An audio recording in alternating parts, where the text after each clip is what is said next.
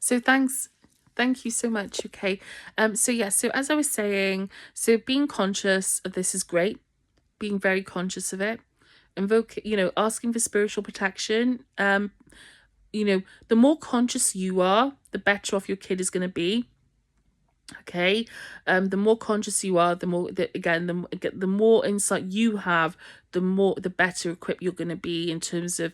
And it's not, again, this is not like, this is just a matter, this isn't to say people are negligent, because it's just awareness of it. If you're not aware of it, you can't help it. But raising awareness of this is important. But being aware of it is one of the big things. And I tell you why, that because your awareness has a knock-on effect on the awareness of your kid. If you're more aware, and if you have your thoughts in order, or if you're like quite mindful of what your thoughts are, and you're mindful of what you have in your home. And that's the other thing, be mindful of what you're watching on TV, what you're exposing your kids to, influences. These things, these devices, okay, are not good for kids. Okay, they're not good for adults. All right, but I certainly wouldn't give. Again, I'm not trying to tell people how to be parents or anything really, but I'm just saying from experience, like these electronic devices are not good for. Not I wouldn't be putting a kid in front of these devices, not for long anyway. Okay, because they are consciousness traps. Okay, they're consciousness traps. These beings use these devices to provoke, through AI. Sorry, they use AI they use AI, and through, especially through social media, to trigger people. And if you're not conscious of it, and you're not aware of how you can use it to maybe alchemize things, you can be easily triggered. Basically, kids shouldn't be on there. Okay, kids shouldn't be on there. They are like consciousness harvesting machines. These things, and I would not put a kid in front of them. The TV is like, again, another. Just be mindful of that. Again, what you're playing in your homes. Some people, like, this might sound like really like oh yeah, it's just TV. Oh, it's just, let them. It has an effect on your consciousness. Okay. Again, there are influences in this world. We just gotta be mindful of what sort of messages we're like letting our kids be exposed to, and also ourselves as well. Again, this is about, it's a choice, but like, it's, if you are being more conscious about these things, is really important. Okay. If you want to try and prevent, because again, it's your state of mind, your thoughts, the things that you sort of the things that you concern yourself with impact impact the life of your child as well. So you have a big role to play in that sense, in terms of, and in turn, sorry, then your consciousness, then obviously that, their state of their consciousness can then also, dictate, perhaps not necessarily completely, but it might sort of make them more vulnerable, even, or might, again, it's nobody's fault. Again, if these things happen, I don't blame my parents for what happened to me with these Nephilim. I don't blame them at all. But at the same time, I think what I'm trying to say is just like, sort of, again, without judgment, I think,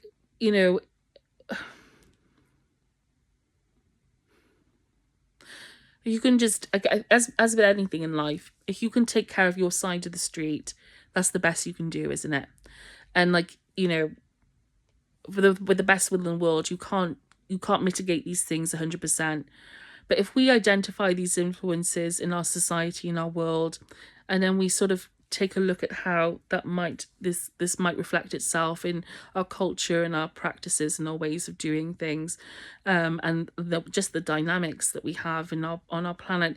If we can sort of do that, then we could really turn the tables on this. Okay, and also obviously bring in the compassion and, the approach that I mentioned before, that sort of integrates how God sees us all. Okay, into the picture. And so again, the most thing you can do is take care of your side of things, okay? And most parents do try to do that anyway. But again, just going into the future, being mindful of our consciousness, especially with AI being around, we're gonna have to be. I think we're being asked to do that more and more now, anyway. But I think, again, being mindful, just being more conscious about these things, and praying and chanting, and just being aware, okay, even could really help, in that sense. Being aware of that, the fact that it could happen, or it's in, or that it's around, it's a factor. And the more you're aware, and but also unafraid, the better off you'll be, in the sense that, like I said, transcend it. Like, take your kids over that bridge and just sort of leap over it. Don't be afraid of it. Do you know what I mean? Don't think, oh gosh, they're going to hurt my, don't give them that energy, because they feed off that energy, okay? Just sort of just take your kids on a consciousness trip, so to speak, over that bridge. Build them a bridge and take them over it, okay? So in your mind, in your heart, okay? And rest on, just sort of, again, focus on what you can do, okay? Focus on what you can do, as opposed to anything else. I know this probably sounds super detailed, like, as in, why sounds like, well, Saraya, you've just made this, like, assertion, and I've made it a few times over a course of a few videos and posts and things like that.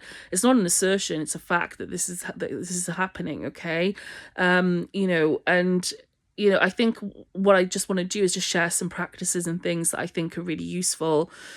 Again, consciousness wise, looking at our own consciousness is the best thing we can do to help these things, okay? As with anything, so we all we can do, like I said, is just do our bit, is do what we can from our side of things, and play our best hand, okay?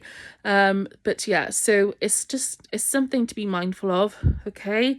Well, and I mean, I'm going to keep talking about this. Yes, certainly, we still need, obviously, we need disclosure of these issues. We need when somebody, in terms of programs, okay, we've got to share. I mean, I'm hoping that someday that programs like the one I've was inducted into are going to be, there's going to be disclosure about them, because those programs have been heavily influenced, I think, by some of these practices and some of these beliefs, okay? And I think, but the good thing, the really cool thing that we can get out of it is and I would be really, really happy if this happened. I would love it if what we've learned from these programs, so, or that what people have learned from, I don't know, even me, like, or other people, the best thing that I can hope for, and what I really would like, is for any consciousness insights that have been gathered from my being a test subject in this torturous program, for people to learn, or maybe not learn, but for things, for it to help people in some way, okay? That would be the best thing that I could hope for, okay? So that nobody has to go through anything as hideous as this ever again, and that we can move on as a collective. We can move on. We can really heal, our consciousness, our collective consciousness, and change the way, the focus of our society and our world, to make it a safer place for children and adults alike. That would be the best thing these are the things that I really hope for, in terms of future outcomes and possibilities, like, as a result of all that I've been through. Again, I'm not trying to be the story here, but You know, I guess what I'm trying to say is, like I said, I hope that what I've been through and others have been through, because there are lots of other people who've been through hideous experiences, that, you know, what has happened to us and what has been learned doesn't go to waste. Okay. So yeah, so please, you know, take this seriously. It's real, it's a fact. Like, that these beings do that have this influence on people. And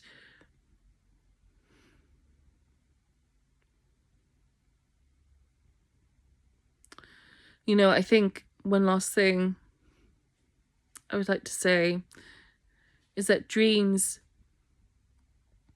because I think a lot of these experiences happen in dreams.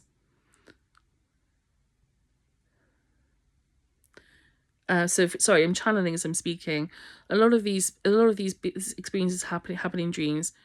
Our ideas of dreams have got to change, I think, as well, or can change, could change.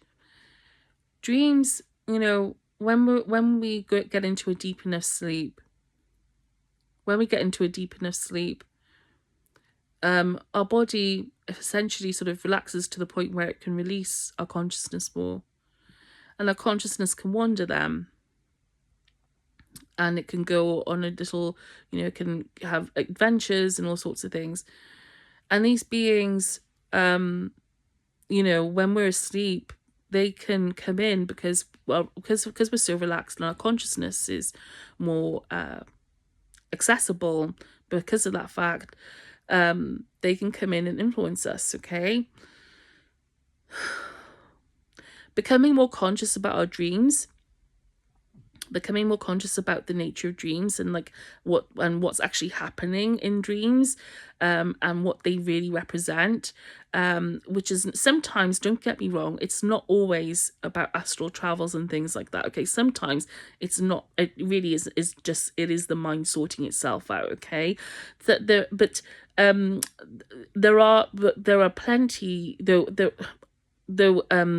like I said, on the other hand, you also have many, you know, you're likely to have many dreams in the course of a lifetime, which are actually not that. They're actually your consciousness going on a little adventure while you're sleeping. Okay, you know, actually having real experiences in other planes of reality, in other dimensions. Okay, so, and this is so, I mean, because it's the same thing when you die.